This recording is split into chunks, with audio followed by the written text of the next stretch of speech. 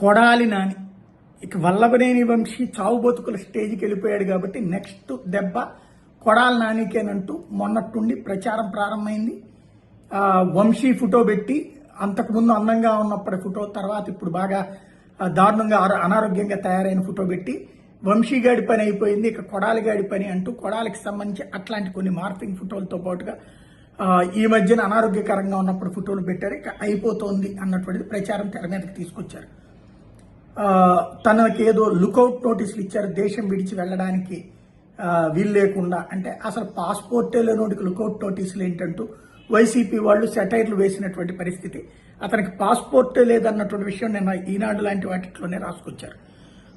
ఇక్కడ క్రిమినల్ కేసులు ఉన్నాయి కాబట్టి తీసుకోలేదంటే అంతకుముందు ఏ క్రిమినల్ కేసులు ఉన్నాయని చెప్పి వైసీపీ ఉన్నప్పుడే తీసుకోవచ్చు కదా. ఒకసారి ఉంటే దాన్ని రెన్యువల్ అంటారు కానీ